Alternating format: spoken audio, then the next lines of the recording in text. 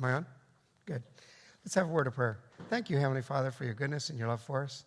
Just thank you for this church. Thank you for the partnership that we've enjoyed down through the years in getting the gospel to the Yanomama. We just ask your richest blessing, Father, in your precious and holy name. Amen. Honestly, coming back to this church is really like coming home in part. For those of you who don't know, my wife Kayla and I were married in this church. This October will be 25 years ago.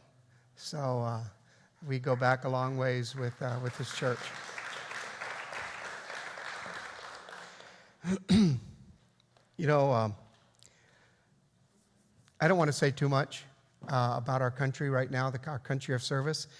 They're in a political turmoil, but as well as an incredibly rich country, and yet their people are starving in the streets, and it's very sad. But you know, the funny thing is the richness of the country is still there. Venezuela sits on the world's largest known oil reserves, and yet the poverty is just incredible. And that reminds me of a story that I was told when I was just a young first-term missionary. You know, the person telling me this didn't realize that I had actually been born and raised right in the jungle, so I was very used to bugs. But the story goes of a junior missionary, upon being given a cup of coffee, if he finds a bug in his coffee, will pour the coffee out, wash his cup out, put the cup away, get another cup, and pour himself another cup of coffee and start over. Second-term missionary, on the other hand, will, after finding a bug in his cup of coffee, which, trust me, inevitably, you do find the bugs. But anyway, after finding the bug in his coffee, he will get a spoon, dip the bug out, throw the bug away, and then, albeit with a little grimace of self-pity, will continue drinking his cup of coffee. Third-term missionary, on the other hand, will, after finding a bug in his coffee, will dip the bug out, eat the bug, and frantically start looking for another bug to eat. But alas, after 38 years as actually being a missionary in the jungles of Venezuela, I still do not fit that stereotype. Not too long ago, I made my cup of coffee without having my glasses on. And unbeknownst to me, our sugar, I guess it was the sugar, was liberally scattered with bugs that were eating the sugar before I got to it. And so after I got my bugs on, here's these bugs just doing laps and swimming around in my coffee. But as much as I hate bugs or having anything to do with them, I did have to dip the bugs out and throw them out, because under socialism now, the three hardest things to find in Venezuela, well, this was back then. Now you can't find anything. But back then, the three hardest things to find was coffee, sugar, and powdered milk. So I had to drink it anyway. But it's just remarkable how far down the country has come. We covet your prayers. We covet your prayers for the country of Venezuela. You know, for myself, having been physically lost in the jungle, I almost have a greater sense of urgency for trying to reach people who are spiritually lost, because I found out that there's a lot of similarities. There's a lot of parallels. What happened with us was, well, let me read the Bible verse about this Bible verse first. 2 Corinthians 4:3-4 says, "If our gospel be hid, it is hid to them that are lost, in whom the God of this world hath blinded the minds of them which believe not, lest the light of the glorious gospel of Christ, who is the image of God, should shine unto them." And so, as I mentioned, you know, having been physically lost, I understand what that means. And what happened with us, I was hunting with a group of Yanomama guys, and these guys are just masters in the jungle. We get out, and in this particular case, we just pulled alongside the jungle, and not one of the guys that were with me had ever set foot on that stretch of jungle, but yet they can get out, they can hunt all day long, make a huge circle, and come right back out to the boat at the end of the day. They're just masters. So we were in this case, we were hunting spider monkeys. And, you know, don't laugh. Spider monkeys are a prime a game for the Yanomami. If they had trophy walls, spider monkey would command the spot of honor on their trophy walls, because not only are they extremely difficult to hunt, but they're frankly delicious. So they go to all ends to get them, to bag them. So we were out hunting. This one guy called some, and they came, and we got 5. Well, there were 7 of us, so 2 of us didn't have any spider monkey to take home. I never take it home. My wife refuses to cook it. So the other guy, Lucas, him and I decided to make our circle. The other guys, a spider monkey are heavy, so once you get a big spider monkey, they were wanting to make their way on back towards the boat. But Lucas and I decided to make our circle a little bit bigger so that we could try to get up a turkey or something like that. So we're walking, and a huge storm came up. Now, in the jungle, most Yanomami, when they're out and a storm comes up, you just stop, because it's so easy to get overwhelmed. The wind is blowing, everything is moving, and branches are falling, and thunder's crashing, lightning. The rain is just in sheets in the rain. It's a rainforest after all, and it's just safe to stop. But another thing that happens is the Yanomami subconsciously are using the sun to navigate. That's how they can make that huge circle and come right back out to the boat, because they're using the sun. And well, Lucas, we realized that we had made our circle a little too big, so we were really concerned of getting back to the boat. And just a little bit later, a huge, almost a full top of a tree broke off and fell down, almost crushed us. So we took shelter in this huge tree. The roots, great big, huge buttressing roots out on there. We're taking shelter there, and I'm waiting for the rain to stop. And finally, the wind did stop, but the rain never let up. It just kept drizzling rain for the rest, and it was obvious it was there to stay. So we started walking, and Lucas started walking. I said, "Lucas, where are you going?" He said, "To the boat." I said, "No, the boat's back that way." And he thought that was so funny. He started laughing. He said, "Mikey," he said, "Who's the Yanomami?" And I agreed it was him. But I said, "Look," I said, "I've had as much time in the jungle as you have. You've played more soccer than you've gone out hunting." I said, "The boat's back that way." And he laughed, and he kept walking his direction. I could not convince him that he was lost. And for the next hour and a half or so, I kept trying to tell him he was going the wrong way. Finally, I didn't even know. I just gave up and figured, yeah, okay, he's the Yanomami. We'll make our way out eventually. Well, eventually we came back out to a huge tree. I mean, just a beautiful tree. Great big, huge buttressing roots out there. And I'm thinking, man, that looks like the tree where we took shelter. And I said, "Lucas, you're lost. You're going to here. Here's where we took shelter." He said, "How do you know?" I said, "We were standing right there." And he said, "Where's the boat?" And I said, "How do I know now?" I said, "We've gone everywhere, and I have no idea." I said, "You're the Yanomami after all. Where's the boat?" And so he said, "Okay." He said, "Okay." He said, "Let's get up to a little bit higher ground, and I'll climb a tree, and I can see. I'll try to spot the river. At least we can get out to the river." So we said, okay. So he took off, and we got to higher ground, and he made a vine for their feet, and faster than I can even tell about it, he's shinnying up this tree, past the second canopy, into the third canopy. I can't even see him anymore. And he comes sliding back down the tree, and he says, he said, "The cloud cover was just too low. I couldn't see the river, but the ground generally slopes down that way. It must be that way." So we took off running that way. And a while later, we came to it looked like a couple people had passed, and I thought it was some of the guys that we'd been with in the morning and making their way back there. So we thought we'd just run down whatever, their tracks in the jungle. Because remember, there's no trails. It's just trackless virgin jungle.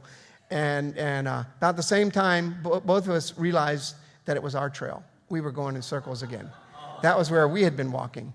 And so we stood there contemplating that. It's like 3:30, something like that. Very overcast, still drizzling rain. And just about then, I heard an airplane coming. Now, back then, the only people flying in the jungle was Missionary Aviation Fellowship, and the only people they flew for was us. And so I knew where that airplane was coming from. I had heard the pilots talking about the schedule for the next day the night before. I knew it was leaving Puerto Ayacucho, coming to Tamatama, flying to Parima, and then in the afternoon it would be coming back from Parima to Tamatama and on back out. And I also knew, from having flown that route many times, I knew exactly where that airplane crossed the Orinoco River. right below where we had tied our boat. And I said, Lucas, that airplane is coming from Parima because I heard the radio last night. Now, if we just run back out the way it's coming from, it'll take us right out to the river, right below where we tied our boat. So we took off running because now I knew, because I knew the schedule. I knew where we were going. Now I knew. There was no doubt in my mind now. I had total faith that my information was right. Well, we ran, and it finally got dark, and we decided we'd better just stop because it was going to be a miserable enough night as it was without getting snake bit on top of it. And so we stopped, took stock of what we had, and we had absolutely nothing. I had a .22. My friend had a bow and arrow, and we had no matches, we had no food, we had no knife, we had absolutely nothing to make our habitation a little bit more comfortable. But we did break off some palm fronds, took them in the ground, and I detail that story in one of my books back there. But what I want to, the point of the whole story that I want to bring out is the next day, something absolutely amazing happened. Made me forget all about the jaguar that walked around us at night and the mosquitoes, everything else. But this absolutely amazing thing happened, and it took us right back out to the river. And you know what? It happens 365 days a year. The sun came out. The sun is an absolute. The sun, when you're 3 degrees north of the equator, the sun rises in the east 365 days a year. You can take that. That is an absolute. So using the sun as our compass, we walked right back out to the river, and we're able to get rescued. But after that, you know what I didn't know when I had so much faith the day before? When I was running back the direction that airplane came, my faith was real. I had total belief in what I was doing. And I'm reminded of that when people say, you know, you have your way of believing, I have my way of believing, and as long as you have faith, God knows what your heart is. God's going to make it okay. And I hate to tell you that God is not going to make it okay. We're told in His Word by Jesus Himself, He said, I am the way, the truth, and the life. No man comes to the Father except through me. And that's Jesus talking. That's not me. But that's an absolute. And we can believe what we want to believe, and we can be as sincere as you can possibly be. Trust me, I was sincere in my belief that I knew where that airplane was coming from. But you know what? There was something that had happened that I didn't know. The same storm that had gotten us lost had delayed the airplane.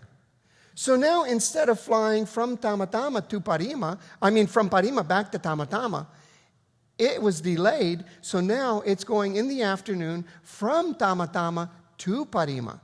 So guess which direction we're running? We're running the absolute wrong way. Did my faith change that? If because of my faith, was that boat going to still be there when we got there? No, I was running the opposite way. Folks, that's an absolute. And God's Word is an absolute in our lives today. And like I said, because of the time that I spent physically lost, I more easily recognize when people are spiritually lost. And that really came home to me with a witch doctor friend. This guy was about the same age as my dad, and my dad actually became very, very good friends with the old guy.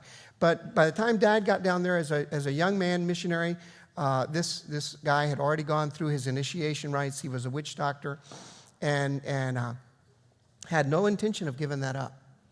And Dad witnessed to him and witnessed to him and witnessed to him, and he just did not want to give it up. And so one day we were having a conference, and I don't know why, but Justo and his whole village came to our conference. And he was sitting on the bench, and other Yanomama guys were up giving their testimony. Even many ex-witch doctors were talking about the freedom from bondage, freedom from satanic bondage that they were experiencing because of their walk with Christ. And I could tell that Justo was under a lot of conviction. So I kind of slid up close to him on the bench. My brother Gary came over on the other side, and Gary said, Shoabe, which means uncle, don't you think it's time that you give up your fight against God and you accept Jesus as your Savior? And the old guy nodded a little bit and kind of smiled and nodded. But as we were still speaking with him, all of a sudden his face just closed right back down, and he shook his head no. And so we just dropped it. And the next morning, really early, some guys came and said, "Oh, Justo's whole village is leaving." So Gary and I walked down to the port, and we stood there talking with him for a little bit, and we said, "What happened? You were supposed to stay for the entire conference." And he said, my hekura, my spirits were up all night long. They didn't sleep. I didn't sleep a wink. They were crying, begging me not to throw them away. So I'm going to go home because it's too hard to be here. And so we sadly watched him get in his dugout canoe and paddle on down the river. Well, years later, I was up in the Okamo River, and it was passing his village, and he waved me over to stop at his village. And I pulled over and stopped at the bank by where his village was, and he had a huge smile on his face, and he says, "Mike Iwa, I've got Jesus." And I said, "Oh, Justo," I said, I'm so happy to hear that. What happened? Tell me what happened. And because his story bothered me, because the after effects of their drug taking was very obvious on his face. And I said, "What happened?" And he said, "I was out in the jungle and I was thinking about what you all said about Jesus and how he was the only way to heaven. And all of a sudden, this bright light came down from heaven, and out of this light stepped this beautiful man, and he says, 'Justo, I'm Jesus, and I've come for you.' And he said, 'I'm so happy.' And I said, 'Then what happened?' He said, 'Oh, he's here. He's here.' And like I said, his story kind of bothered me just a little bit because of what I could see. And so I said, 'Shoabe, what happened to your hekura, your demons?' 'Oh, they're just here together. They just love him. And they're here. They're all in there, and they just get along so well together. You should have told me that.' And I said, 'Shoabe, no. You've been deceived. That's not Jesus. Jesus would never share his abode with the demons. They were kicked out of heaven. And so now Jesus isn't going to come.' But I never could convince him. I never could convince him that he had been deceived. And a few months later, we got word that Justo had in fact passed away. And how sad I was that he had passed away into a Christless eternity without Jesus Christ. And then, but honestly, working with the Yanomami, that's kind of been the norm. The Yanomami have been a very difficult tribe to reach. Years and years and years of effort in reality, as far as man goes, very little to show for it. As if you take the whole tribe as a whole and the amount of missionaries that have labored among them. And so, although disappointed with Justo, it wasn't surprising. And yet, so this next story illustrates what can happen when they allow Christ to make a change. There was this witch doctor that was near our village. He was actually part of our village until the village became a Christian village. Then he went up to the half of the village split, and they went away right upriver, about 30 minutes from our village. And this old guy was so against the gospel that whenever his village would come down to visit or go past our village, they'd stop at our village, he would stand up in the boat, make a huge show of turning around, and he would sit down with his back facing our village, and he would be facing the jungle on the opposite side of the river because he didn't even want to see our village. That's how much against the gospel this old guy was. So, but he was an uncle of my best friend growing up. So I had to deal with the old guy at different times, and many, many times I was the brunt of this old guy's very, very severe tongue lashing on numerous occasions. And I hated to even be around the old guy. And so I totally I never expected him to ever get saved. My dad never quit praying for him, but I have to admit and say I certainly had. I never even thought of him. Then we had sent some boats around to get our students for our Bible seminar that we were having, and the driver that couldn't wait, that had gone upriver, and he came back. He said, "You'll never guess who I had in the boat." And when we're preparing for a seminar, we're up to here with all the preparations, and I didn't want to play any guessing games, so I said, "Enough already. Who do you have?" He said, "Yobri." He kind of whispered to me, and I said, "What, are you absolutely crazy? What are you bringing him down here for?" He said, No. He said, "No." He said, "He's really, really sick." And I knew his student was one of our his son was one of our students. And so he said his son wouldn't leave him because the old man and his wife were both very sick, so he brought him down. And I said, well, you're crazy. I think you're crazy. You shouldn't have brought him. I said, what's he going to do? He's going to disrupt our entire services. But like I said, we were busy, and I forgot the old guy was even in the village. But a lot of the ex-witch doctors that were students in our seminar had not forgotten. So they're there. The guy's a captive audience after all, and he's there, and they're witnessing to him and talking to him. And on the last day of the seminar, the 2-week seminar, we opened it up for general sharing for our students so they can share prayer requests and everything, because the next day they're going to be taken home. And so I was shocked to see old Justo leaning on a stick, using it as a cane, walk into our church. And I'm thinking, oh, brother, what does he want? I was not happy to see that old man walk into church. And he kind of meekly sat down towards the back, and people were sharing and sharing and sharing. And finally, the old guy stood up and kind of wobbled his way, still very weak, wobbled his way up near the center of the church. Everybody's watching him. Everybody like me are wondering, what in the world is this old guy going to do? What's he going to say? Probably curse us all right here. And so we're watching him, and he said, can I say something? And we said, yeah, go ahead. So he said, before I came down here, he said, a number of days before I came down here, he said, I almost died. He said, I thought I had died. He said, I found myself walking down a wide trail. And there were many people, many beings walking with me on this trail. And he said, as I walked, I became aware that the trail ended with a steep drop-off into an abyss. And the closer I got, I began to hear these wails and screaming coming from this abyss.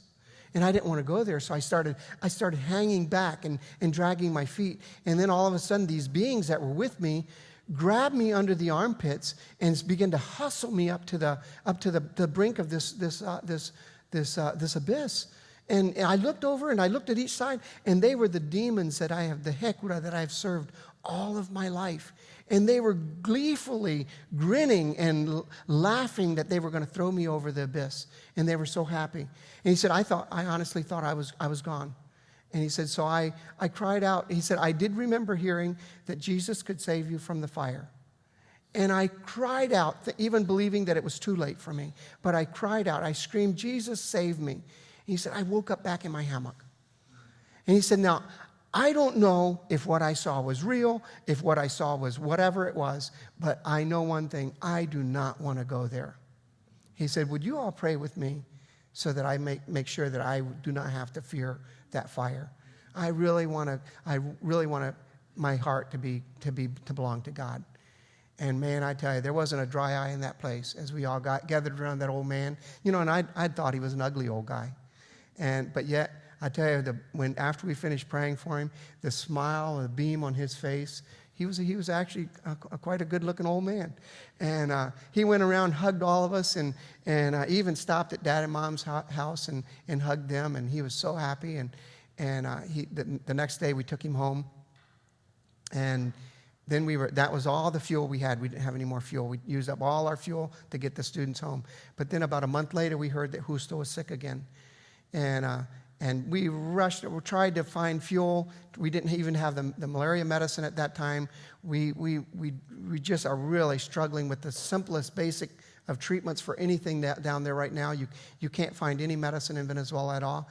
And so we're rushing around I sent people to Esmeralda to try to find us some gas and some medicine if we could. But before they got back, people came down from the village and said, oh, Yobri had died. And I remember wondering if the old man had really become a believer. We had no time with him after he'd accepted the Lord. He'd gone home the very next day. And so I found myself wondering what had really happened with him.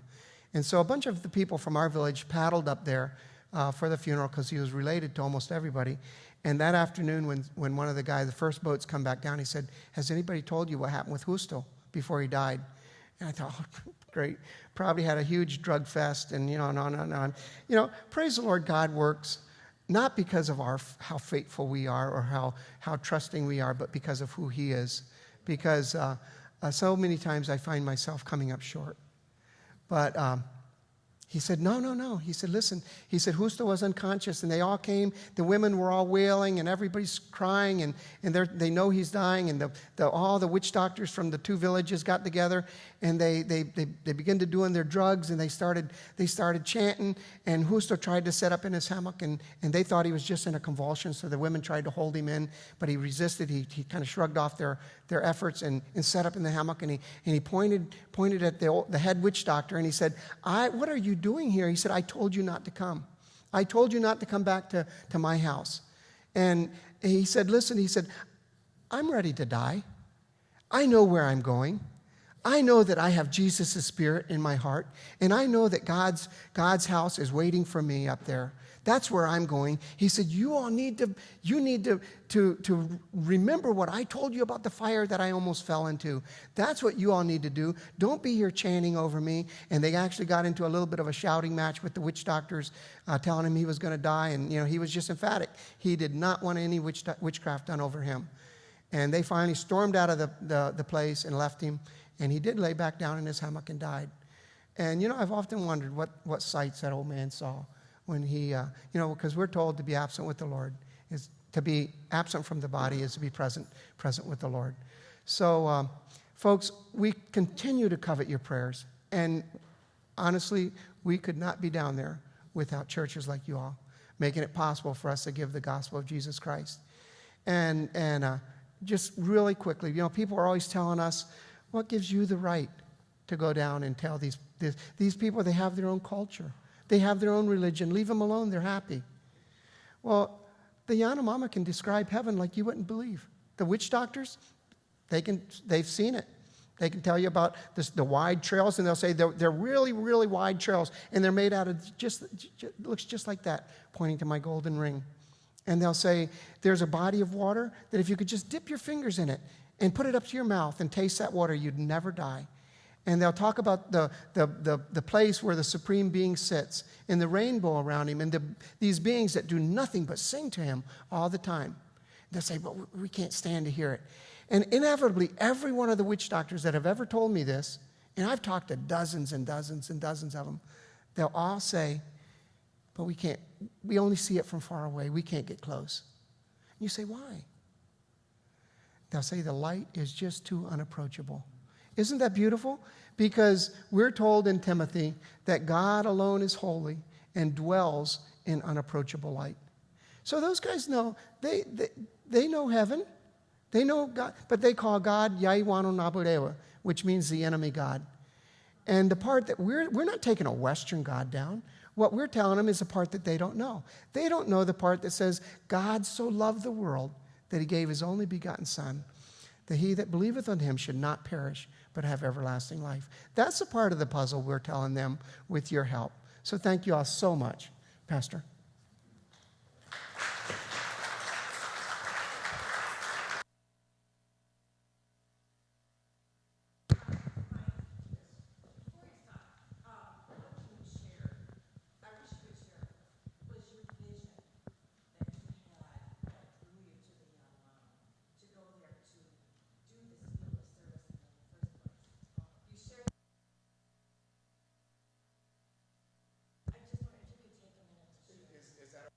Am I still on? I may have turned it on. Okay.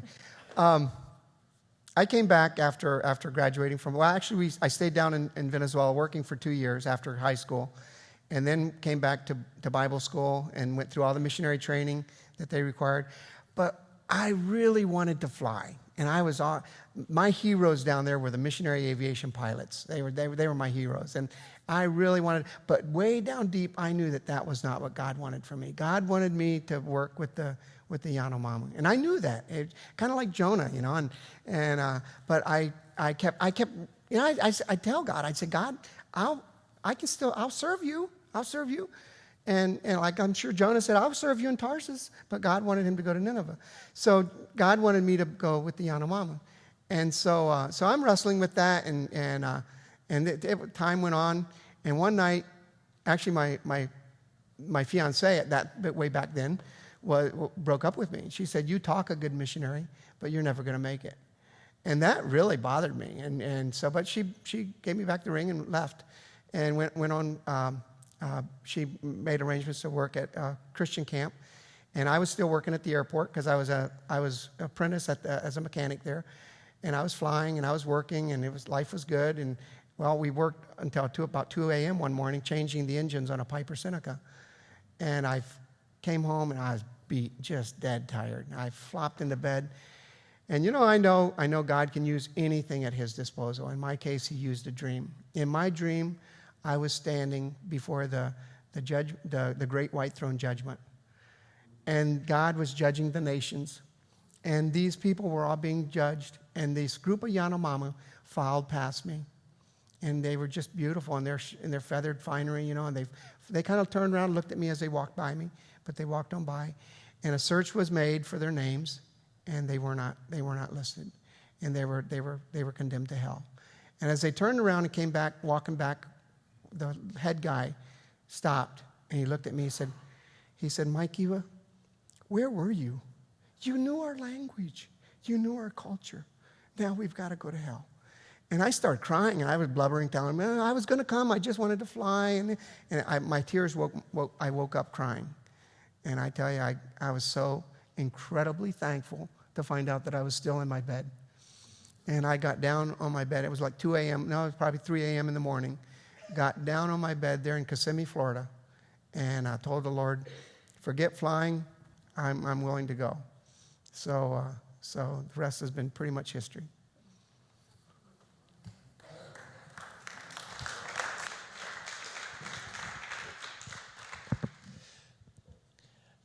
So something that Mike just said, I want to quickly highlight for all of us. He said that God had prepared him, and then he knew he was called to go and reach the Yanomamo. God has prepared each one of us to reach somebody in our circle right now. Not someday after you go to college, not someday when you're in the right spot in your career. Not someday when you can move overseas and come back to churches with stories of that involve different languages. But he's prepared you, and somebody needs you to share the truth with them so that they will be with you before the great white throne, and their name will be found in the Lamb's Book of Life. If our ushers were coming, we're going to take a special offering.